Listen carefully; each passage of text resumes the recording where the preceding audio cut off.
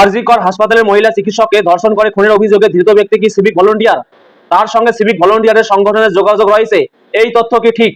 আজ দুপুরে কলকাতার পুলিশ কমিশনার বিনীত গোয়েল এই প্রশ্নের জবাবে বললেন, আমাদের কাছে তার পরিচয় একজন সর্বোচ্চ পর্যায়ের অপরাধী। তারপরে সংবাদ মাধ্যম প্রশ্ন করেছিল, ধৃত পরিচয়ের তাহলে পেশা কি? পুলিশ কমিশনার প্রতিবারে সেই প্রশ্নের জবাব এড়িয়ে দিয়েছেন। শেষ দিকে তাকে অবশ্যই বিরক্ত এবং খানিকটা উত্তেজিত দেখা গিয়েছে, কিন্তু লক্ষণীয় যে তিনি কোনোবারই না বলেননি, যা নিয়ে পুলিশের একাংশেই প্রশ্ন উঠেছে। অভিজ্ঞ পুলিশ অফিসাররা বলেছেন, ধৃত ব্যক্তি যদি সিভিক ভলান্টিয়ার না হন তাহলে সেটা স্পষ্ট করে বলে দিতে পারতেন। পুলিশ কমিশনার বলেছেন, তারা পরিপূর্ণ স্বচ্ছতা রেখে গোটা ঘটনা তদন্ত করেছেন, কিন্তু তার বাহিনীর একাংশ মনে করছেন ওই অভিযুক্তের পেশাগত পরিচয় এড়িয়ে যাওয়া নিয়ে অস্বস্থতা তৈরি হয়েছে, কারণ তিনি বারবার একই কথা বলে গিয়েছেন, আমাদের কাছে ওই ব্যক্তি সর্বোচ্চ পর্যায়ের অপরাধী, তিনি যাই হন না কেন আমাদের কাছে তার পরিচয় তিনি একজন অপরাধী। যদি অভিযুক্ত সিভিক ভলান্টিয়ার না হন তাহলে তার পেশা কি? এই প্রশ্নের সদুত্তর মেলেনি।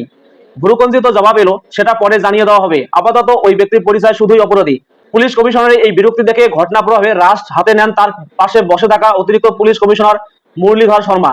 তিনি অবশ্য বলেন, আপনারা এমন কোনো প্রশ্ন করবেন না যাতে তদন্ত ব্যাহত হয়।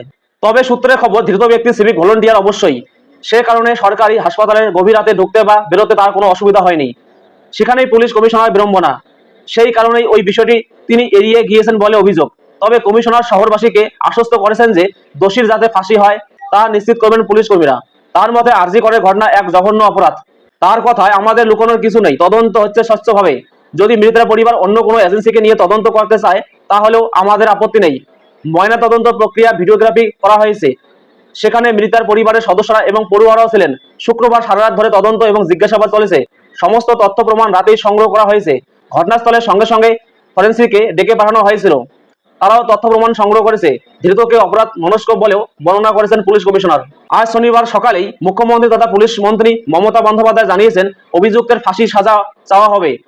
ফাস্ট ট্র্যাক আদালতে বিচার প্রক্রিয়া চলবে, যাতে দ্রুত বিচার পাওয়া যায়। একই সঙ্গে মুখ্যমন্ত্রী বলেছিলেন, আমাদের উপর আস্থা না থাকলে মেয়েটির পরিবার অন্য কোনো এজেন্সিকে দিয়েও তদন্ত করাতে পারে, প্রয়োজনে সিবিআইকে দিয়েও করাতে পারে, তাতে আমাদের কোনো আপত্তি নেই।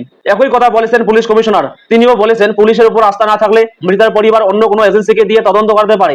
পাশাপাশি তিনি বলেছেন, গোটা ঘটনাটা খুবই দুর্ভাগ্যজনক। আমরা ওই ঘটনায় দুঃখিত, ক্ষুব্ধ এবং ক্রুদ্ধ। যা নিয়ে শহরবাসীর একাংশ বলেছেন, ওই ঘটনায় পুলিশ কমিশনার এবং তার বাহিনীর বরং লজ্জিত হওয়া উচিত ছিল, কারণ তিনি এই শহরের রক্ষক। কলকাতার একটি সরকারি প্রতিষ্ঠানে রাতে একজন ঢুকে গিয়ে এই কাণ্ড ঘটানোর দায় তো তারই।